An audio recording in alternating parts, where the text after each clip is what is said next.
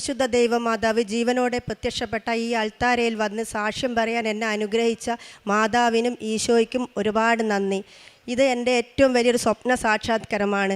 ഞാൻ എപ്പോഴും 24 മണിക്കൂർ മാതാവിനോട് പ്രാർത്ഥിക്കുന്ന ഒരു കാര്യമാണ്, മാതാവേ അമ്മയുടെ പ്രത്യക്ഷീകരണത്തിൻ്റെ സാക്ഷിയാക്കി എന്നെ ഉയർത്തണമേ എന്ന്. അത് ഇന്ന് എൻ്റെ മാതാവ് എനിക്ക് സാധിച്ചു തന്നതിന് ഞാൻ ആദ്യമായി നന്ദി രേഖപ്പെടുത്തുന്നു. എൻ്റെ പേര് നിമ്മി. ഞാൻ കോഴിക്കോട് നിന്നാണ് വരുന്നത്. ഞാനൊരു ഹിന്ദു മതവിശ്വാസിയാണ്. ഞാൻ 2023 സെപ്റ്റംബറിലാണ് ആദ്യമായി ഉടമ്പടി എടുത്തത്. ഞാൻ കൃപാസനത്തെ പറ്റി അറിഞ്ഞത് ഒരു അവിചാരിതമായിട്ടാണ്. ഞാനും എൻ്റെ ഒരു ഫ്രണ്ടും കൂടെ ഫോണിലൂടെ സംസാരിക്കുമ്പോൾ അവൻ എന്നോട് പറഞ്ഞു, കൃപാസനം എന്നൊരു പള്ളിയുണ്ട്, നമുക്ക് അവിടെ ഒന്ന് പോയാലോ എന്ന്. അപ്പം എനിക്ക് കൃപാസനം എന്താണെന്ന് അറിയില്ല, ഒന്നും അറിയില്ല. അപ്പോൾ അവൻ പറഞ്ഞു അത്ഭുതങ്ങൾ നടക്കുന്ന ഒരു പള്ളിയാണ്. അപ്പോൾ ഞങ്ങൾ 4 ഹിന്ദു മതത്തിൽപ്പെട്ട 4 ഫ്രണ്ട്സുകൾ എല്ലാവരും കൂടെ സംസാരിച്ച് നമുക്ക് കൃപാസനത്തിൽ പോവാമെന്ന് പറഞ്ഞു. അങ്ങനെ ഞങ്ങൾ അവിചാരിതമായി 4 പേരും ഇവിടെ എത്തിയപ്പോൾ എനിക്ക് ആദ്യമായി ഉണ്ടായ ഒരു ദൈവിക അനുഭവം നിങ്ങളുമായി ഷെയർ ചെയ്യാം.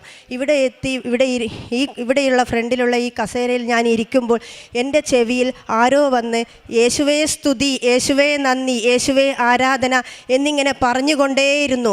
എനിക്കൊന്നും മനസ്സിലാവുന്നില്ല.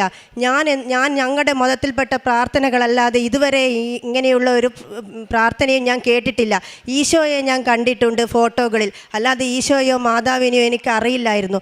അപ്പം ഞാൻ എൻ്റെ കൂടെയുള്ള ചേച്ചീനോട് ഞാൻ പറഞ്ഞു, എനിക്ക് ഇരിക്കാൻ പറ്റുന്നില്ല, എനിക്കാകെ തല കറങ്ങുന്നത് പോലെ, ചെവിയിൽ വന്ന് ആരോ ഇങ്ങനെ ഉറക്കെ പറയുകയാണ്, യേശുവേ സ്തുതി, യേശുവേ നന്ദി, യേശുവേ ആരാധന. അപ്പോൾ ചേച്ചി പറഞ്ഞു, അത് ദൈവമായിരിക്കും നിന്നോട് സംസാരിക്കുന്നത് എന്ന്. അപ്പോൾ പെട്ടെന്ന് ജോസഫ് അച്ഛൻ അൾത്താരയിലേക്ക് വന്നു. ഞാൻ ആദ്യമായിട്ടായിരുന്നു ജോസഫ് അച്ഛനെ കാണുന്നത്. ജോസഫ് അച്ഛൻ്റെ ഉടമ്പടി ധ്യാനം ആരംഭിക്കുന്ന സമയമായിരുന്നു അത്. അച്ഛൻ വന്ന് അൾത്താരയിൽ വന്ന് ഫസ്റ്റ് പറഞ്ഞ ഒരു വാചകം യേശുവേ സ്തുതി, യേശുവേ നന്ദി, യേശുവേ ആരാധന എന്നായിരുന്നു. ഞാൻ അപ്പോൾ പറഞ്ഞു, ഇതാണ് എന്നോട് ഇതുവരെ പറഞ്ഞുകൊണ്ടിരുന്നത്. അതായിരുന്നു എനിക്ക് കൃപാസനത്തിൽ വന്ന് കിട്ടിയ ആദ്യമായിട്ടുള്ള ദൈവാനുഭവം. ഇനി രണ്ടാമതായിട്ട് എനിക്ക് കിട്ടിയ ഒരു വലിയൊരു രോഗസൗഖ്യത്തെക്കുറിച്ച് ഞാൻ നിങ്ങളുമായി ഷെയർ ചെയ്യാം. ഞാൻ 8 മാസങ്ങൾക്ക് മുമ്പ് ഉടമ്പടി പുതുക്കാൻ വേണ്ടി ഇവിടെ വരുന്നതിൻ്റെ ഒരാഴ്ച മുമ്പ് എൻ്റെ തൊണ്ടയുടെ ഇടതുഭാഗത്ത് വലിയൊരു തടിപ്പ് കണ്ണാടിയിൽ നോക്കുമ്പോൾ കണ്ടു. ഞാനത് കാര്യമാക്കിയില്ല. ഞാൻ അമ്മയോട് പറഞ്ഞപ്പോൾ എൻ്റെ അമ്മ എന്നോട് പറഞ്ഞു അത് സാരമാക്കണ്ടാന്ന്. ഞാനിവിടുത്തെ ഉടമ്പടി തൈലവും ഉപ്പും എല്ലാ ദിവസവും ഉപയോഗിച്ച് അവിടെ പ്രാർത്ഥിച്ചു. അങ്ങനെ ഞങ്ങൾ ഇവിടെ കൃപാസനത്തിൽ ഉടമ്പടി പുതുക്കാൻ വേണ്ടി വന്നു. ഞങ്ങൾ കുറച്ച് ദൂരെ കോഴിക്കോട് നിന്ന് വരുന്നതായതുകൊണ്ട് തലേ ദിവസം തന്നെ പുറപ്പെടുമായിരുന്നു. ഞാൻ ബസ്സിൽ കയറിയ ഉടനെ ഈ തടിപ്പ് ക്രമാതീതമായി വലിപ്പം വർദ്ധിച്ചു. അപ്പം ഞാൻ കൂടെയുള്ള എല്ലാവരെയും കാണിച്ചപ്പോൾ അവരൊക്കെ പറഞ്ഞു, മാതാവില്ലേ, നീ പേടിക്കണ്ട എന്ന്. ഞാൻ വളരെ ടെൻഷനോടുകൂടി ഇവിടെ വന്നു. അപ്പോൾ ഞാനിവിടെ പ്രദക്ഷിണം വെക്കാൻ വരുമ്പോൾ ഞാൻ മാതാവിനോട് പറഞ്ഞു, മാതാവേ എനിക്ക് പേടിയാവുന്നു, എന്തെങ്കിലും സംഭവിക്കുമോ, നീ എൻ്റെ കൂടെ ഉണ്ടെന്നുള്ളതുണ്ടെങ്കിൽ എനിക്ക് അമ്മ മാതാവിനെ എനിക്ക് പിടിക്കാൻ കിട്ടണമെന്ന് പറഞ്ഞു. ഞാൻ കഴിഞ്ഞ മുമ്പുള്ള പ്രദക്ഷിണങ്ങളിലൊക്കെ എനിക്ക് മെഴുകുതിരി സ്റ്റാൻഡ്, തിരികൾ എല്ലാം പിടിക്കാൻ കിട്ടിയിട്ടുണ്ട്. പക്ഷെ മാതാവിനെ കിട്ടിയില്ല. അപ്പോൾ ഒരു ചേച്ചി എൻ്റെ നേരേക്ക് ടോക്കൺ നീട്ടി. ഞാൻ ടോക്കൺ നോക്കുമ്പോൾ അമ്മ മാതാവ്. ഞാൻ അപ്പോൾ തന്നെ ഞാൻ പറഞ്ഞു, മാതാവേ നീ എന്നെ സംരക്ഷിക്കുന്നുണ്ടല്ലോ. അപ്പോൾ അത് കഴിഞ്ഞു. കുറച്ച് സമയം കഴിഞ്ഞപ്പോൾ എനിക്ക് വേറൊരു കാര്യത്തിന് വേണ്ടി അച്ഛനെ കാണാനൊരു അവസരം കിട്ടി. ഞാൻ അൾത്താരയിലെത്തി ജോസഫ് അച്ഛനെ കണ്ടു. ജോസഫ് അച്ഛനെ കണ്ടപ്പോൾ ഞാൻ പറഞ്ഞു, ഒരു കൊച്ചുകുട്ടിയെ പോലെ ഞാൻ പറഞ്ഞു, അച്ഛാ എനിക്ക് പേടിയാകുന്നു, എൻ്റെ തൊണ്ടയിലൊരു തടിപ്പ്.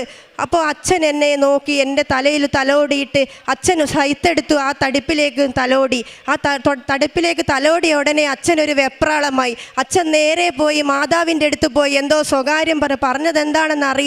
പെട്ടെന്ന് പിന്നെയും തിരിച്ചോടി പിന്നെയും എൻ്റെ തടിപ്പിൽ തൊട്ടു. അത് കഴിഞ്ഞ് അച്ഛൻ പിന്നെയും പെട്ടെന്ന് ഈശോയുടെ അടുത്തേക്ക് ഓടി. ഈശോയുടെ എന്തോ പറഞ്ഞ് കുറച്ച് സമയം എനിക്ക് വേണ്ടി മാത്രം ജോസഫ് അച്ഛൻ ചെലവഴിച്ചു. അത് കഴിഞ്ഞ് ഞാൻ തിരിച്ച് അൾത്താരയിൽ ഈ ഇരിക്കുന്ന സീറ്റിലേക്ക് ഇരിക്കുമ്പോൾ എൻ്റെ കൂടെയുള്ള എല്ലാവരും നോക്കുമ്പോൾ ആ തടിപ്പ് 4-1 ചുരുങ്ങി. അങ്ങനെ ഞാൻ വീട്ടിലെത്തിയപ്പോൾ എന്തു കാര്യത്തിനും എന്നോട് മാതാവും ഈശോയും ഒക്കെ എനിക്ക് മനസ്സിൽ സംസാരിക്കുമായിരുന്നു. അപ്പോൾ എന്നോട് പറഞ്ഞു, ഒരു ഡോക്ടറെ നീ കാണിക്കണമെന്ന് പറഞ്ഞു. അപ്പോൾ ഞാൻ കോഴിക്കോട് ടൗണിലാണ്. അവിടെ പ്രസിദ്ധമായ കുറേ ഹോസ്പിറ്റലുകൾ ഉണ്ടെങ്കിലും ഞങ്ങളുടെ വീടിൻ്റെ അടുത്തൊരു പ്രസിദ്ധമായ ഒരു ഡോക്ടർ ഉണ്ടായിരുന്നു, ഒരു ക്ലിനിക്ക് ഉണ്ടായിരുന്നു. ആ ഡോക്ടറെ പേരാണ് എന്നോട് പറഞ്ഞത്, നീ ആ ഡോക്ടറെ കൊണ്ടുപോയി കാണിക്കുക എന്ന് പറഞ്ഞു. ഞാൻ അങ്ങനെ ആ ഡോക്ടറെ അടുത്തെത്തി. ആ ഡോക്ടർ എന്നോട് നിസ്സാരമായി പറഞ്ഞു, ഓ ഇത് പേടിക്കണ്ട, ഇതൊരു ഇതൊരു ഇൻഫെക്ഷനാണ്, അത് ഒരാഴ്ചത്തെ ഗുളിക കഴിച്ചാൽ മാറാവുന്നതേ ഉള്ളൂ. ഞാൻ അപ്പോൾ തന്നെ ആ ഗുളികയും വാങ്ങി തിരിച്ചുപോയി. ഒരു ദിവസം 3 വെച്ചിട്ട് ഒരാഴ്ച ഗുളിക കഴിച്ചു. തടിപ്പ് അതുപോലെ തന്നെ അവിടെ നിൽക്കുന്നു.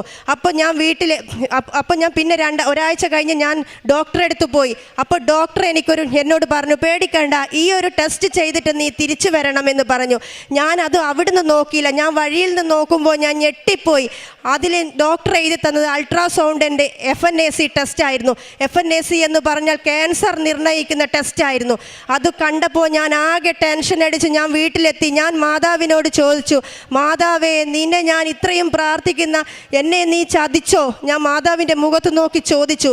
അത് കഴിഞ്ഞ് ഞാൻ ബൈബിൾ തുറന്നപ്പോൾ എനിക്ക് കിട്ടിയ വചനം എന്താണെന്ന് വെച്ചാൽ, യോനായെ മത്സ്യം വിഴുങ്ങിയപ്പോഴും യോന മത്സ്യത്തിൻ്റെ വായിൽ നിന്നും ദൈവത്തെ നോക്കി പ്രാർത്ഥിച്ചു. അപ്പോൾ മത്സ്യം അവനെ കരയിൽ ഛർദ്ദിച്ചു. അപ്പോൾ എനിക്ക് മനസ്സിലായി, എൻ്റെ ദൈവം എന്നെ രക്ഷിക്കുമെന്നുള്ളതൊരു ഉറപ്പ് എനിക്ക് കിട്ടി. പിന്നെയും കടമ്പകൾ ബാക്കി. പിന്നെ ഞാൻ ഈ ടെസ്റ്റിന് വേണ്ടി ഞാൻ പോകാൻ നോക്കി. പോകുമ്പോൾ അച്ഛൻ്റെ ഉടമ്പടി ധ്യാനവും സാക്ഷ്യങ്ങളുമായിരുന്നു എനിക്ക് ഏക ആശ്വാസം. ആ ദിവസങ്ങളിൽ ഒരു ചേച്ചിയുടെ സാക്ഷ്യം ഞാൻ കേട്ടു. ആ ചേച്ചി വളരെ പ്രാർത്ഥിക്കുന്ന ഒരാളായിരുന്നു. ആ ചേച്ചിയുടെ തൊണ്ടയിലൊരു തടിപ്പ്. അപ്പോൾ അവരുടെ സൗണ്ട് പോയപ്പോൾ ചേച്ചി മാതാവിനോട് പറഞ്ഞു, എൻ്റെ സൗണ്ട് നീ പോക്കുന്നുണ്ടെങ്കിൽ നിനക്ക് വേണ്ടി ഞാൻ പ്രാർത്ഥിക്കണ്ടെങ്കിൽ നീ എൻ്റെ സൗണ്ട് എടുത്തു. അത് കഴിഞ്ഞ് ഇവിടുത്തെ വിശുദ്ധ ഉപ്പും തൈലവും ഒക്കെ ഉപയോഗിച്ച് ചേച്ചിക്ക് സൗണ്ട് കിട്ടി. അങ്ങനെ ഓരോ കാര്യത്തിലൂടെ ദൈവം എന്നോട് സംസാരിച്ചു കൊണ്ടേയിരുന്നു. അത് കഴിഞ്ഞ് ഞാൻ ലേബിലെത്തുമ്പോൾ ഞാൻ മാതാവിനോട് പറഞ്ഞു, മാതാവേ, നീ എൻ്റെ കൂടെ ഉണ്ടെങ്കിൽ 2 ഡോക്ടർമാരാണ് എനിക്ക് വേണ്ടി ചെയ്യുന്നത്. അൾട്രാസൗണ്ട് സ്കാനിങ്ങും FNACയും 2 ഡോക്ടർമാർ വേണം എനിക്ക് ചെയ്യാൻ. അതിലേതെങ്കിലും ഒരു ഡോക്ടർ ബ്ലൂ കളർ ഡ്രസ്സ് ഇടണമെന്ന് പറഞ്ഞു. അത് കഴിഞ്ഞ് എനിക്ക് മനുഷ്യ സഹജമായ ഒരു സംശയം കൂടി വന്നു. കാരണം എന്താ വെച്ചാൽ, ജോസഫ് അച്ഛൻ തൊട്ടിട്ടും മാതാവിനെ ഞാൻ കയ്യിലേന്തിയിട്ടും തടിപ്പ് മാറിയില്ലല്ലോ, അതെന്തുകൊണ്ടാണ്? അപ്പോൾ ഞാൻ ലാബിൻ്റെ പുറത്തിരുന്ന് ഉടമ്പടി ധ്യാനം കൂടിയപ്പോൾ ജോസഫ് അച്ഛൻ പറയുകയാണ്, എനിക്ക് കിഡ്നി രോഗമുണ്ട്, പക്ഷേ ഞാനത് നേരത്തെ ടെസ്റ്റ് ചെയ്തതുകൊണ്ട് ഞാൻ ഇപ്പോഴും സുഖമായി നടക്കുന്നുണ്ട്. ദൈവം തന്ന സംവിധാനം മനുഷ്യർ ഉപയോഗപ്പെടുത്തണം. അപ്പോൾ എനിക്ക് വേണ്ടി അച്ഛൻ പറഞ്ഞതാണെന്ന് ഞാൻ ഉറപ്പായിട്ടും വിശ്വസിച്ചു. അത് കഴിഞ്ഞ് ഞാൻ ടെസ്റ്റിന് വേണ്ടി അകത്ത് കയറിയപ്പോൾ അൾട്രാസൗണ്ട് സ്കാനിങ് ചെയ്യുന്ന ഡോക്ടർ ബ്ലൂ ഷർട്ടായിരുന്നു ഇട്ടുണ്ടായിരുന്നത്. അപ്പോൾ എനിക്ക് മനസ്സിലായി, ഇത് ദൈവം എന്നിൽ ഇടപെട്ടു എന്ന് മനസ്സിലായി. ഞാൻ സ്കാനിങ് കഴിഞ്ഞു, FNACയും ചെയ്ത് പുറത്തെത്തി. ഞാൻ അൾട്രാസൗണ്ടിൻ്റെ റിപ്പോർട്ട് ഡോക്ടർക്ക് ഇട്ടുകൊടുത്തു. അപ്പോൾ ഡോക്ടർ എന്നോട് പറഞ്ഞു, എനിക്കൊന്നും ഇപ്പോൾ പറയാൻ പറ്റില്ല, FNACയുടെ റിസൾട്ട് കിട്ടട്ടെ എന്ന് പറഞ്ഞു. അങ്ങനെ ഞാൻ അതിനു വേണ്ടി പിറ്റേ ദിവസം ഞാൻ മാതാവിനോട് കരഞ്ഞു. ഉടമ്പടി ധ്യാനം കൂടുതൽ കൂടി, സാക്ഷ്യം കൂടുതൽ കേട്ടു. അങ്ങനെ ഞാൻ പിറ്റേ ദിവസം FNAC റിസൾട്ട് വന്നപ്പോൾ എൻ്റെ റിസൾട്ട് നെഗറ്റീവാക്കി എൻ്റെ അമ്മ മാതാവും ഈശോയും എന്നെ അമ്മയുടെ പ്രത്യക്ഷീകരണത്തിൻ്റെ ഏറ്റവും വലിയ സാക്ഷിയാക്കി. മാതാവേ, രണ്ടാമതായിട്ട് എൻ്റെ മകളാണിത്, ശിവലക്ഷ്മി. അവൾക്ക് ഉറങ്ങുമ്പോൾ യൂറിൻ പാസ് ചെയ്യുന്ന ഒരു ബുദ്ധിമുട്ടുണ്ടായിരുന്നു. 8 വയസ്സ് വരെ അവൾക്ക് ഭയങ്കര ബുദ്ധിമുട്ടായിരുന്നു. അവൾക്ക് എവിടെയും പോകാൻ പറ്റില്ല, ഒന്നും പറ്റില്ലായിരുന്നു. അപ്പോൾ ഞാൻ മാതാവിനോട് പ്രാർത്ഥിച്ചു, മാതാവേ, ഞാൻ പല ഡോക്ടറെ കാണിച്ചപ്പോൾ ഡോക്ടർമാർ പറഞ്ഞത്, നിങ്ങൾ വൈകുന്നേരത്തിന് ശേഷം വെള്ളം കൊടുക്കരുത് എന്ന് പറഞ്ഞത്.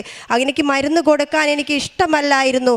അങ്ങനെ ഞാനത് പ്രാർത്ഥിച്ചു. കഴിഞ്ഞ 2024 ജവമാല റാലിയിൽ ഞാനത് പ്രാർത്ഥിച്ച് അതിനുശേഷം ഇന്ന് വരെ അവൾക്ക് അങ്ങനെയൊരു അസുഖമുണ്ടായിട്ടില്ല.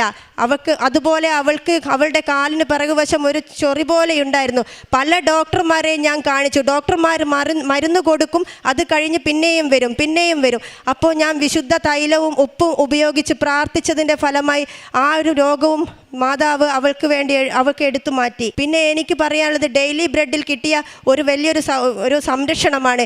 അച്ഛൻ്റെ ഡെയിലി ബ്രെഡ് ഞാൻ ദിവസവും കൂടുന്ന ആളായിരുന്നു. ഒരു ദിവസം ഞാൻ പ്രാർത്ഥിച്ചു കൊണ്ടിരിക്കുമ്പോൾ എന്നോട് ആരോ മനസ്സിൽ പറയുന്നു, നീ നിൻ്റെ മകൾക്കും നിൻ്റെ ഭർത്താവിനും വേണ്ടി പ്രാർത്ഥിക്കും. ഞാൻ സ്വതവേ എല്ലാവർക്കും വേണ്ടി സമർപ്പിച്ച് പ്രാർത്ഥിക്കുന്ന ആളാണ്, പക്ഷേ പ്രത്യേകം പ്രാർത്ഥിക്കാൻ വേണ്ടി പറഞ്ഞു. അങ്ങനെ പറഞ്ഞു. ഞാനത് പ്രാർത്ഥിച്ച് അവർ അപ്പോൾ ടൗണിലേക്ക് ഒന്ന് വണ്ടി സ്വതവേ പോകുന്നത് പോലെ ടൗണിലേക്ക് വണ്ടി എടുത്ത് പോയി. കുറച്ച് കഴിഞ്ഞപ്പോൾ അവർ വന്നത് ഓട്ടോറിക്ഷയിലായിരുന്നു വന്നത്. ഒരു ബസ് വന്ന് ഇവരുടെ സ്കൂട്ടറിൽ ഇടിച്ച് സ്കൂട്ടറിൻ്റെ ഫ്രണ്ട് മൊത്തം പോയി. പക്ഷേ ഇവർ റോഡിലേക്കും വീണില്ല, ഒരു തുള്ളി ചോര പോലും അവർക്ക് വന്നില്ല. വണ്ടി 1.5 മാസം വർക്ക്ഷോപ്പിലിടേണ്ടി വന്നു. ഇത്രയും വല്ല സംരക്ഷണം തന്ന മാതാവിനും ഈശോയ്ക്കും 1000 നന്ദി. അതുപോലെ എനിക്ക് ഉടമ്പടി എടുത്ത് കുറച്ച് കാലം കഴിഞ്ഞപ്പോൾ പെട്ടെന്നൊരു ശ്വാസം മുട്ട് വന്നിട്ടുണ്ടായിരുന്നു. അപ്പോൾ ഡോക്ടർ എന്നോട് പറഞ്ഞു, ഇത് ആസ്മയുടെ തുടക്കമാണ്, നല്ല ശക്തിയുള്ള ഗുളികകൾ എടുക്കണം, ആൻറ്റിബയോട്ടിക് കുടിക്കണം, ഇൻഹേലർ ഉപയോഗിക്കണം എന്ന് പറഞ്ഞു. അങ്ങനെ ആ ഡോക്ടർ എന്നെ പറഞ്ഞു വിട്ടു. ഞാൻ വീട്ടിലെത്തി, എനിക്ക് പ്രാർത്ഥിക്കാൻ പറ്റുന്നില്ല, ഭയങ്കര ക്ഷീണം. അപ്പോൾ എന്നോട് മാതാവ് പറഞ്ഞു, നീ അല്ലേ എനിക്ക് വേണ്ടി എൻ്റെ ഉടമ്പടി എടുത്ത ആളല്ലേ, നീ എന്തിന് ഇതൊക്കെ ഗുളിക കുടിക്കുന്നത്? അങ്ങനെ പറഞ്ഞ് ഞാനത് ആ ഗുളികയും ഇൻഹേലർ ഒക്കെ വലിച്ചെറിഞ്ഞു. അമ്മയുടെ വിശുദ്ധ ഉപ്പും അമ്മയുടെ തൈലവും ഒക്കെ ഉപയോഗിച്ചു. അതോടുകൂടി ഇന്ന് വരെ ആ ഒരു രോഗം എനിക്ക് വന്നിട്ടില്ല. മാതാവിന് നന്ദി. അതുപോലെ ഞാൻ ഒരു ദിവസം ഞാൻ ടൗണിലേക്ക് പോവുകയായിരുന്നു. ഞാനിവിടെ വന്ന് ഞാൻ എൻ്റെ ഫ്രണ്ട്സുകൾ 4 പേര് ഉടമ്പടി എടുത്ത 4 പേരും ഞാനും കൂടെ വണ്ടിയിൽ പോകുമ്പോൾ, ഞാൻ വീട്ടിൽ നിന്ന് ഇറങ്ങുമ്പോൾ സ്വതവേ ഷൂ ധരിക്കാറില്ലായിരുന്നു. സ്വതവേ കുറച്ച് അടുത്ത സ്ഥലങ്ങളിൽ പോകുമ്പോൾ ഞാൻ സാധാരണ ചെരുപ്പായിരുന്നു ധരിക്കാറ്. അന്ന് ഞാൻ വീട്ടിൽ നിന്ന് ഇറങ്ങുമ്പോൾ ആരോ പറയാം, നീ ഷൂ ഇട്ടിട്ട് ഇറങ്ങണം. എന്താണെന്ന് എനിക്ക് മനസ്സിലായില്ല. ഞാൻ ഷൂ ഇട്ടിട്ടാണ് അന്ന് പോയത്. ഞങ്ങൾ വണ്ടിയിൽ കയറി എത്തേണ്ട സ്ഥലമെത്തി ഞാൻ ഇറങ്ങുമ്പോൾ പെട്ടെന്ന് എൻ്റെ ഫ്രണ്ടിനോട് വണ്ടി മുമ്പോട്ടെടുത്തു. എൻ്റെ കാലിൻ്റെ മുകളിലേക്കാണ് ടയർ കയറിയത്. മുമ്പോട്ടെടുത്ത് കഴിഞ്ഞാൽ കാല് പൊട്ടും, പിറകോട്ടെടുത്ത് കഴിഞ്ഞാൽ കാല് പൊട്ടും. പെട്ടെന്ന് തന്നെ ഞങ്ങൾ 4 പേരും ഉടമ്പടിയിൽ ജീവിക്കുന്നവരാണ്. പെട്ടെന്ന് എന്തോ ഒരു ശക്തി വന്ന് കാലിൻ്റെ ടയർ പൊക്കി എൻ്റെ കാല് വലിച്ച് പുറത്തേക്കെടുത്തു. ഒരു പൊട്ടോ ചതവോ ഒന്നുമില്ലാതെ ഞാൻ ഷൂ അയച്ചു നോക്കുമ്പോൾ, അതേസമയം ആ ചെരുപ്പാണ് ഇട്ടിട്ടുണ്ടായിരുന്നെങ്കിൽ എൻ്റെ കാല് പൊട്ടി അന്ന് തന്നെ സർജറി ചെയ്യേണ്ടി വരികയായിരുന്നു. ഇത്രയും വലിയ സംരക്ഷണം തന്ന മാതാവിനും ഈശോയ്ക്കും 1000 നന്ദി. അതുപോലെ എനിക്ക് ഒരു ക്ഷേത്രത്തിൻ്റെ ഭാഗമായി ഒരു ക്ഷേത്രത്തിൻ്റെ നിർമ്മാണത്തിൻ്റെ ഭാഗമായി ഒരു നറുക്കെടുപ്പുണ്ടായിരുന്നു. ആ നറുക്കെടുപ്പിൽ ഞാൻ പൈസ കൊടുത്തിട്ടുണ്ടായിരുന്നു. പക്ഷേ ആ നറുക്കെടുപ്പിൻ്റെ ദിവസമോ കാര്യമോ ഒന്നും എനിക്ക് ഓർമ്മയില്ലായിരുന്നു. അത് കുറച്ച് ദിവസം കഴിഞ്ഞു അവരെന്നോട് വിളിച്ചു പറഞ്ഞു, അതിൻ്റെ സെക്കൻഡ് പ്രൈസായ ആക്റ്റീവ നിങ്ങൾക്കാണ് കിട്ടിയത് എന്ന് പറഞ്ഞു. അപ്പോൾ ഞാൻ എല്ലാവരോടും പറഞ്ഞപ്പോൾ എല്ലാവരും എന്നെ പരിഹസിച്ചു. എല്ലാവരും പറഞ്ഞു, ക്ഷേത്രത്തിൻ്റെ കാര്യത്തിലും മാതാവ് എങ്ങനെയാണ് തരിക എന്ന്. അപ്പം എനിക്ക് ഉറച്ച് വിശ്വസിച്ചു, ഉടമ്പടി മക്കളുടെ ജീവിതത്തിൽ എന്ത് നടക്കുന്നുണ്ടെങ്കിലും മാതാവും ഈശോയും അറിയാതെ സംഭവിക്കില്ല എന്ന് ജോസഫ് അച്ഛൻ പറയുന്നത് പോലെ ഞാൻ ഉറച്ച് വിശ്വസിച്ചിട്ടുണ്ടായിരുന്നു. ഞാൻ മാതാവിനോട് പറഞ്ഞു, മാതാവേ നീയാണ് എനിക്കത് തന്നതെങ്കിൽ ഒരു 7 എങ്കിലും ആ 2 നമ്പറിൽ വേണമെന്ന് പറഞ്ഞു. അങ്ങനെ ഞാൻ പ്രാർത്ഥിച്ചു. അത് കഴിഞ്ഞ് കുറച്ച് ദിവസം കഴിഞ്ഞ് ഷോറൂമിലെ ആൾക്കാർ എന്നെ വിളിച്ചപ്പോൾ എൻ്റെ വണ്ടി നമ്പർ 7785, ഒരു 7 ചോദിച്ച സ്ഥലത്ത് 2 7ഉം 8 മാതാവിൻ്റെ ജന്മനക്ഷത്രം നമ്പറും. അങ്ങനെ അത് കഴിഞ്ഞ് പിന്നെ ഞാൻ വണ്ടി എടുക്കാൻ പോയപ്പോൾ ലൈറ്റ് ബ്ലൂ കളറായിരുന്നു. അങ്ങനെ ഒരു മെറിറ്റുമില്ലാത്ത എനിക്ക്, not by merit but by grace, 4000 ആളുകളുടെ കൂട്ടത്തിൽ നിന്ന് ഒരു മെറിറ്റുമില്ലാത്ത എനിക്ക് ഈ ഒരു സമ്മാനം എനിക്ക് തന്നത് ഈശോയും മാതാവിന് 1000 നന്ദി. പിന്നെ ഈ കഴിഞ്ഞ ഡിസംബർ 7-ാം തീയതി മാതാവിന് ഈ നിൽക്കുന്ന സിൽവർ ഗ്രേ മാതാവിനെ തൊട്ട് പ്രാർത്ഥിക്കാൻ ഒരു അവസരമുണ്ടായിരുന്നു എല്ലാവർക്കും. പക്ഷെ ഞാൻ ഒരുപാട് ആഗ്രഹിച്ചിട്ടുണ്ടായിരുന്നു ഇവിടെ വരാൻ വേണ്ടിയിട്ട്. പക്ഷെ പെട്ടെന്ന് ഒരു അപ്രതീക്ഷിതമായി എൻ്റെ അച്ഛൻ മരിച്ചു. അപ്പോൾ രാവിലെ ഞാൻ പ്രാർത്ഥിച്ചു, മാതാവ് എനിക്കത് ഇവിടെ വരാൻ പറ്റില്ലല്ലോ, അമ്മയെ തൊടാൻ എനിക്ക് പറ്റില്ലല്ലോ എന്ന് ഞാൻ പറഞ്ഞ് ഇവിടെ നിന്ന് വാങ്ങിക്കൊണ്ടുപോയ സിൽവർ ഗ്രേ മാതാവിനെ ഞാൻ തൊട്ട്, എനിക്ക് എൻ്റെ അച്ഛൻ മരിച്ചതുകൊണ്ട് എനിക്ക് വരാൻ പറ്റില്ല, പക്ഷെ നീ എൻ്റെ വീട്ടിൽ വരണം എന്ന് ഞാൻ പറഞ്ഞു. അത് കഴിഞ്ഞ് ഞാൻ എൻ്റെ ടെറസിൽ നിൽക്കുമ്പോൾ ഒരു തിളങ്ങുന്നൊരു കാശിരൂപം എൻ്റെ മേലേക്ക് വന്നു വീണു. എവിടുന്ന് ആരെറിഞ്ഞതെന്നറിയില്ല. അതെൻ്റെ അമ്മ മാതാവ് എന്നെ കാണാൻ വന്നതാണെന്ന് ഉറച്ച് ഞാൻ വിശ്വസിക്കുന്നു. അതുപോലെ ഒരു 5-6 മാസം മുമ്പ് ഞാനിവിടെ വന്നു. ജോസഫ് അച്ഛൻ്റെ ഉടമ്പടി ധ്യാനം എല്ലാവർക്കും അറിയാലോ. അച്ഛൻ അൾത്താരയിൽ ഉണ്ടാവുമ്പോൾ ഇവിടെ മൊത്തം ആൾക്കൂട്ടമാണ്. ആ സമയത്ത് ഒരാൾ എന്നെ വിളിച്ച എല്ലാവരുടെയും കൂട്ടത്തിൽ നിന്ന് എന്നെ വിളിച്ചിട്ട് പറഞ്ഞു, മോനെ ഇതാ 4 തിരി നീ എടുത്തോ എന്ന് പറഞ്ഞു. ഇത്രയും തിങ്ങി നിറഞ്ഞ ആൾക്കൂട്ടത്തിൽ നിന്ന് 4 തിരി എനിക്ക് തന്നിട്ടുണ്ടെങ്കിൽ അത് മാതാവ് തന്നെ തന്ന സമ്മാനമാണെന്ന് ഞാൻ വിശ്വസിക്കുന്നു. അതുപോലെ എൻ്റെ പറമ്പിൽ ഒരു മുള്ളം പന്നിയുടെ ഒരു ശല്യമുണ്ടായിരുന്നു. അത് ഞങ്ങളുടെ വൃക്ഷങ്ങളുമെല്ലാം നശിപ്പിക്കുമായിരുന്നു. ഞാൻ ഈ വിശുദ്ധ ഉപ്പ് പറമ്പിൻ്റെ അതിരിൽ 4 ഇട്ട് പ്രാർത്ഥിച്ചപ്പോൾ ഇതുവരെ അതിനുശേഷം ഇന്ന് വരെ ആ ഒരു ശല്യം ഉണ്ടായിട്ടില്ല. അതിനും മാതാവിനും നന്ദി. അതുപോലെ തിരിയിൽ സുഗന്ധാഭിഷേകം എനിക്ക് പല രീതിയിലായിട്ട് പല സമയങ്ങളിലായിട്ട് എത്രയെന്ന് എനിക്ക് എണ്ണാൻ പറ്റില്ല, അത്രയും മാതാവിൻ്റെ സാന്നിധ്യം. എൻ്റെ വീട്ടിൽ മാതാവും ഈശോയും സ്ഥിരമായി ജീവിക്കുന്ന ആളാണ്. ഈ അൾത്താര പോലെ തന്നെയാണ് എൻ്റെ വീട്ടിൽ എൻ്റെ പ്രാർത്ഥനാ സ്ഥലം. ഏത് ദിവസവും ഞാൻ തിരി കത്തിച്ച് കഴിഞ്ഞാൽ പരിശുദ്ധാത്മാവ്, തിരുഹൃദയം, പൂവ്, കുരിശ്, ഈശോ, മാതാവ്, അങ്ങനെ പല രൂപങ്ങളായിട്ടും എനിക്ക് എൻ്റെ മാതാവിൻ്റെ സാന്നിധ്യം അന്ന് മുതൽ 3 വർഷമായി, അന്ന് മുതൽ ഇവിടുന്ന് കിട്ടിയ ദൈവാനുഭവം മുതൽ ഇന്ന് വരെ എൻ്റെ മാതാവ് എൻ്റെ കൂടെ ഇങ്ങനെ എന്നെ കൊണ്ടു നടക്കുകയാണ്. പിന്നെ ഒരു ദിവസം ജോസഫ് അച്ഛൻ്റെ ധ്യാനം കൂടുമ്പോൾ എൻ്റെ വീട്ടിലെ ഈശോയുടെ ഫോട്ടോയുടെ നെറ്റിയിൽ ഒരു എണ്ണ, ജോസഫ് അച്ഛൻ്റെ ഉടമ്പടി ധ്യാനം കൂടുമ്പോൾ എൻ്റെ ഫോട്ടോയിൽ എൻ്റെ വീട്ടിലെ ഈശോയുടെ ഫോട്ടോയിൽ വന്ന എണ്ണയാണിത്. ഇത് കടുത്ത വേനലായിട്ടും 2 ആഴ്ച ഈ എണ്ണ ഈ ഫോട്ടോ തന്നെ തങ്ങി നിന്നു. ഇതിന് ഏറ്റവും വലിയൊരു അനുഗ്രഹമായി ഞാൻ കരുതുന്നു. അതുപോലെ ദുഃഖവെള്ളിയാഴ്ച 2025 ദുഃഖവെള്ളി ദിവസത്തിൻ്റെ സത്യം മനസ്സിലാക്കി വൈകിട്ട് 3 മണിക്ക് ഞാൻ ഉപവാസം എടുത്ത് പ്രാർത്ഥിച്ചപ്പോൾ എൻ്റെ തിരിയിൽ മാതാവും തൻ്റെ മകൻ്റെ ശരീരം മടിയിൽ കിടത്തിയ മാതാവ് ഉയർന്നു വന്നു. ഇത് എൻ്റെ ഏറ്റവും വലിയൊരു സത്യമായിട്ട് ഞാൻ ദുഃഖവെള്ളിൻ്റെ സത്യമായി ഞാൻ ഇവിടെ സാക്ഷ്യപ്പെടുന്നു. ആ മാതാവിനെ, ഈശോയെ ഞാൻ മഹത്വപ്പെടുത്തുന്നു. കഴിഞ്ഞ ദിവസങ്ങളിൽ എനിക്ക് വന്ന ഉടമ്പടി മാതാവ്, അത് വളരെ വ്യക്തമായ രീതിയിൽ മാതാവ് ഇരുന്ന് എന്നെ അനുഗ്രഹിക്കുന്നത് ഞാനിവിടെ സാക്ഷ്യപ്പെടുത്തുന്നു. പിന്നെ 2024 പെസഹ വ്യാഴം ദിവസം ഞാൻ ഉച്ചയ്ക്ക് അന്ന് എൻ്റെ വീട്ടിൽ എൻ്റെ ഹസ്ബൻഡ് 5 പാർസലായിരുന്നു വാങ്ങിയത്. ഞങ്ങൾ 5 ആളായിരുന്നു ഉണ്ടായിരുന്നത്. അപ്പോൾ പെസഹ വ്യാഴം എല്ലാവരും ഭക്ഷണം കഴിച്ചു. അപ്പോൾ ഞാൻ മാത്രം ഭക്ഷണം കഴിച്ചില്ല. പെട്ടെന്ന് ഒരാൾ എൻ്റെ വീട്ടിലേക്ക് വന്നു. ഒരു 2 മണി നേരം. ആ സമയത്ത് ഒരു മെലിഞ്ഞ് വെളുത്ത് കഴുത്ത് വരെ ഒരു മുടിയുള്ള ഒരാൾ, മെലിഞ്ഞ് വെളുത്ത് ഒരു ചെറുപ്പക്കാരൻ എൻ്റെ വീട്ടിലേക്ക് വന്നു. അപ്പം ഞാൻ വിചാരിച്ചു, ദൈവമേ, ഇനിയിപ്പം ഭക്ഷണം കൊടുത്തു കഴിഞ്ഞാൽ എൻ്റെ ഹസ്ബൻഡ് എന്നെ ചീത്ത പറയുമല്ലോ, എനിക്ക് മാത്രമേ ഭക്ഷണമുള്ളൂ. അപ്പോൾ ഞാൻ പറഞ്ഞു, എൻ്റെ കൈ കിട്ടിയത് ഒരു 33 രൂപയാണ് എൻ്റെ കൈ കിട്ടിയത്. ഞാൻ ആ ആൾക്ക് കൊടുത്തിട്ട് ഞാൻ ചോദിച്ചു, ഭക്ഷണം കഴിച്ചോ എന്ന് ചോദിച്ചു. അപ്പോൾ എന്നോട് പറഞ്ഞു, വേണ്ട, എനിക്ക് ഭക്ഷണം വേണ്ട എന്നും പറഞ്ഞ് എന്നെ നോക്കി ചിരിച്ചു. അത് കഴിഞ്ഞ് അപ്പോൾ എൻ്റെ അനിയൻ എൻ്റെ കൂടെ ഉണ്ടായിരുന്നു. അവൻ ഇവിടെ ഇതുവരെ കൃപാസനത്തിൽ വന്നിട്ടില്ല, ഞാൻ പ്രാർത്ഥിക്കുന്നത് മാത്രമേ കാണാറുള്ളായിരുന്നു. അപ്പോൾ എന്നോട് പറഞ്ഞു, അതാരാ വന്നു പോയെന്ന് ചേച്ചിക്ക് മനസ്സിലായോ? ഞാൻ ചാരാണ്, അത് ചേച്ചിയുടെ ഈശോയല്ലേ എന്ന് ചോദിച്ചു. പിന്നെ കുറച്ച് സമയം കഴിഞ്ഞപ്പോഴാണ് എനിക്ക് മനസ്സിലായത്, ഞാൻ കൊടുത്തത് 33 രൂപ. ഞാൻ ഒരു ആൾക്കാർക്ക് 33 രൂപ ഇതുവരെ കൊടുത്തിട്ടില്ല, 50ഓ 100ഓ അല്ലാതെ. അപ്പോൾ എൻ്റെ മനസ്സിൽ പറയാം, നീ എനിക്ക് 33 രൂപ തന്നില്ലേ? ഞാൻ 33ാമത്തെ വയസ്സിലാണ് ഞാൻ മരിച്ചത്.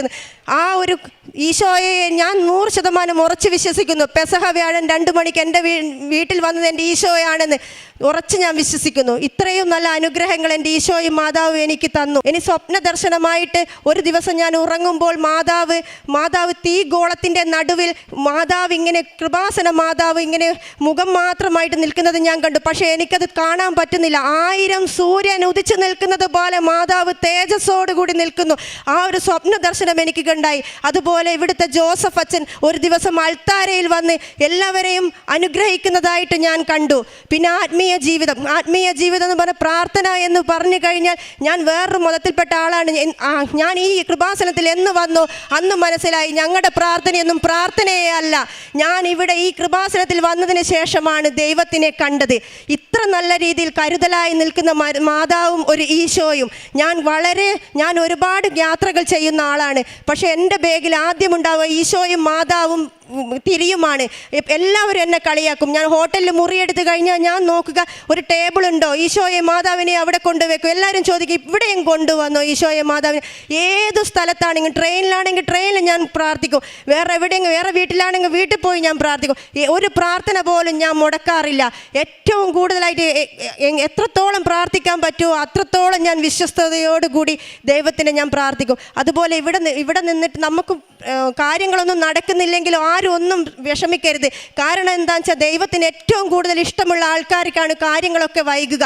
കാരണം എന്താ വെച്ചാൽ ദൈവം നമ്മളെ കൂടുതൽ അടുപ്പിക്കാൻ വേണ്ടി, നമ്മളെ പെട്ടെന്നൊരു കാര്യം സാധിച്ചു കഴിഞ്ഞാൽ നമ്മൾ പെട്ടെന്ന് ദൈവത്തിനെ വിട്ടുപോകും. പക്ഷെ ദൈവം കൂടുതൽ ഇഷ്ടപ്പെടുന്ന ആൾക്കാരെ കുറച്ച് സമയം നമുക്ക് കൂടുതൽ പ്രാർത്ഥനയ്ക്ക് വേണ്ടിയാണ് കാര്യങ്ങളൊക്കെ നമുക്ക് വൈകുന്നത്. അതുകൊണ്ട് ആരും വിഷമിക്കരുത്. ഞാൻ എത്രയോ കാലം ഞാൻ ആഗ്രഹിച്ചൊരു സ്ഥലമാണ്. ഞാൻ എല്ലാവരും സാക്ഷ്യം പറയുമ്പോൾ ഞാനിങ്ങനെ കൊതിയോടെ നിൽക്കും, മാതാവ് എനിക്ക് എപ്പോഴാണ്, പക്ഷേ ഇന്നാണ് അതിനുള്ള സമയമായത്. ഇത്രയും അനുഗ്രഹങ്ങൾ തന്ന മാതാവിനും ഈശോയ്ക്കും ഒരുപാട് നന്ദി. പിന്നെ പ്രേക്ഷിത പ്രവർത്തനം എന്ന് പറഞ്ഞാൽ ഓട്ടോ സ്റ്റാൻഡ്, ഹോസ്പിറ്റലുകൾ, ബസ് സ്റ്റാൻഡ്, ടൗണ്, വീടുകൾ, ബീച്ചുകൾ, എല്ലാ സ്ഥലത്തും പത്രങ്ങൾ കൊണ്ടുകൊടുക്കും. സാധാരണ രീതിയിലല്ല കൊണ്ടുകൊടുക്കുന്നത്. പറയും, ഇത് ആലപ്പുഴ ഒരു പള്ളിയുണ്ട്, ഞങ്ങൾ ഹിന്ദുമത വിശ്വാസികളാണ്, ഞങ്ങൾ അവിടെ പോയിട്ട് ഒരുപാട് അനുഗ്രഹങ്ങൾ കിട്ടി, ഇത്രയും കരുതുന്ന ഒരു അമ്മയും ഒരു ഈശോയും നമ്മെ കാത്തു നിൽക്കുന്നുണ്ട്, നിങ്ങൾക്ക് വേണമെങ്കിൽ പത്രം വാങ്ങിയാൽ മതി, അല്ലെങ്കിൽ ഇത് വലിച്ചെറിയാനാണെങ്കിൽ വാങ്ങരുത്, നിങ്ങൾ വീട്ടിൽ കൊണ്ടുപോയി ഇത് വായിച്ച് പ്രാർത്ഥിക്കുക, പറ്റുമെങ്കിൽ അവിടെ പോയി ഉടമ്പടി എടുക്കണം. അങ്ങനെ ഓരോ പത്രങ്ങളും കുരിശ് വരച്ച് പ്രാർത്ഥിച്ച് അതിനുശേഷമാണ് ഞങ്ങൾ കൊണ്ടുകൊടുക്കാറ്. അല്ലാതെ ഞങ്ങൾ വെറും രീതിയിൽ സാധാ പത്രം വിതരണം ചെയ്യുന്നത് പോലെ ചെയ്യാറില്ല. അതുപോലെ പ്രേക്ഷിത കാരുണ്യ പ്രവൃത്തി എന്ന് പറഞ്ഞു കഴിഞ്ഞാൽ അനാഥാലയങ്ങൾ, വൃദ്ധസദനങ്ങൾ, ഓട്ടിസം ബാധിച്ച മക്കൾക്ക് ഭക്ഷണങ്ങൾ, അതുപോലെ തെരുവിൽ ഭക്ഷണം, സോഷ്യൽ മീഡിയയിൽ ആർക്കൊക്കെ പൈസകൾ വേണോ അസുഖമായിട്ട് അതൊക്കെ കൊടുക്കാറുണ്ട്. അതുപോലെ പാലിയേറ്റീവ് കെയറിൽ മാസങ്ങൾ തോറും കിറ്റുകൾ കൊടുക്കാറുണ്ട്. അങ്ങനെ ഒരുപാട് എൻ്റെ അടുത്ത് ആരൊക്കെ വരുന്നു അവർക്കൊക്കെ എന്നെ കൊണ്ട് സാധിക്കുന്ന വിധത്തിൽ കൊടുക്കാറുണ്ട്. അതുപോലെ ഇനിയും എൻ്റെ മരണം വരെയും ഈ ഒരു വിശ്വാസത്തിൽ ജീവിക്കാൻ എന്നെ അനുഗ്രഹിക്കണം. ഇതിലും വലിയൊരു സാക്ഷ്യവുമായി ഇനിയും ഈ അൾത്താരിൽ വന്ന് സാക്ഷ്യം പറയാൻ എന്നെ അനുഗ്രഹിക്കണമേ. ബൈബിൾ വായിക്കുക. വിശുദ്ധ ബൈബിൾ ഞാൻ ഒരു പ്രാവശ്യം ഫുള്ളായിട്ട് വായിച്ചു. അത് കഴിഞ്ഞിപ്പോൾ രണ്ടാമത്തെ പ്രാവശ്യം ഒരു 30 പേജ് മാത്രമേ ബാക്കിയുള്ളൂ. അതുപോലെ ജപമാല ചൊല്ലും. ഡെയിലി ബ്രെഡ്, ഉടമ്പടി സാക്ഷ്യങ്ങൾ ഞാൻ എല്ലാവർക്കും ഷെയർ ചെയ്ത് കൊടുക്കാറുണ്ട്. ഡെയിലി ബ്രെഡ് ഒരു ദിവസം പോലും ഞാൻ മുടക്കാറില്ല. രാവിലെ എണീച്ച് കഴിഞ്ഞാൽ ജോസഫ് അച്ഛനെ കണ്ടില്ലെങ്കിൽ ഒരു മനസമാധാനം കേടാണ്.